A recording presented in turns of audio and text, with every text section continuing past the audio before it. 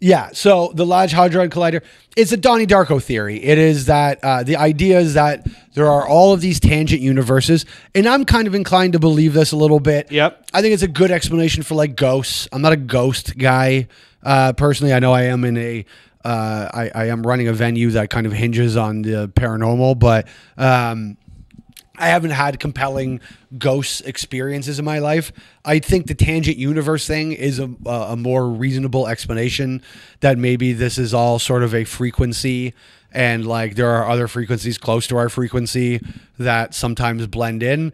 And so the idea is that these corrections, the Berenstain Bears, Oscar Mayer Wiener, CP3O's leg and whatever, that these are like little tangent universes that have collided, and some of us have the memory from one universe and some of us have the memory from the other universe, and whatever.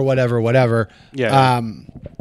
I don't hate the theory, but as I started walking through all this, I started realizing I think there's a lot of explanation for human error here. So the Star Wars one, right?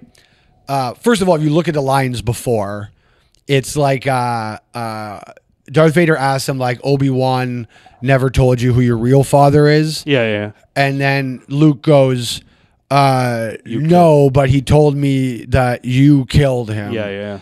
And so think about that for a second. Would it make any sense after going, no, but he told me that you killed him, for Darth Vader to go, Luke, I'm your father? Like, what is he going? Yeah. What is it? A slapstick comedy? Like, hello, McFly, Luke, Earth to Luke, I'm your father. It's pretty simple. Like, he wouldn't say that. It doesn't make any sense in the fucking script.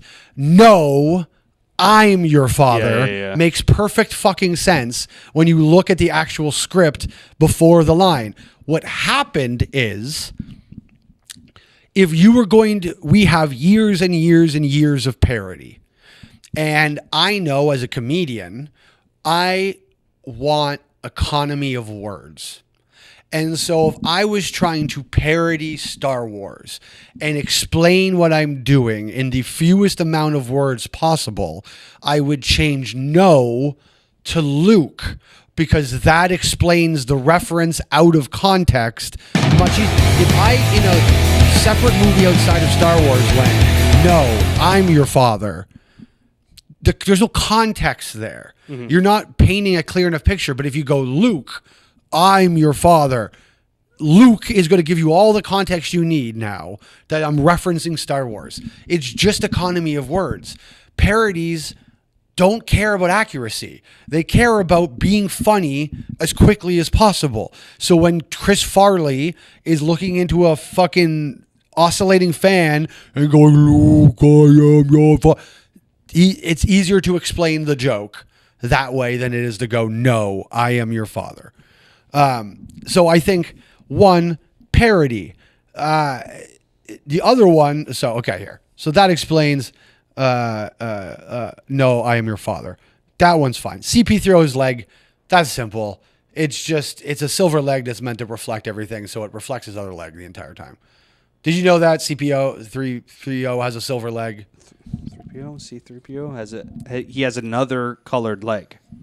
Yeah, that one. He has one gold and one silver. Yeah, I remember. Yeah, but a lot of the time, people say they were both because you first gold. see him in the desert.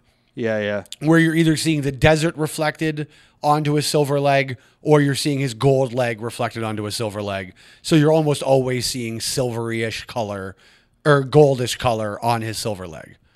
Yes. And the problem with Star Wars 2 is there's a lot of other media by now, even before the prequels, as they're called. So he also could have had a gold leg in one of those, and that's it. Your mind has changed after that. There's also another thing. Okay, let me spoil what Mandela effect really is. Mandela effect is copyright law. What you're watching happen with Mandela effect is you're watching decades and decades and decades of copyright law being subverted by people. And that we so often see these logos being subverted in copyright law that becomes the logo to us. When people think that Coca-Cola has a little dash into whatever, that's a company, that's China subverting fucking copyright law. when you see a company uses Jif peanut butter, well, they'll have a Jiffy thing on it because they can't put Jif. If you're recreating a logo without permission, you're going to have to alter the logo, right? So all you're really watching is years upon years upon years of people subverting copyright law and then becoming part of your memory. Same thing with, so Americans, we did our episode on Americans saying we have no freedom of speech and how we can't say anything here. Well, not only they're wrong, again, we don't just have freedom of speech, we have freedom of expression.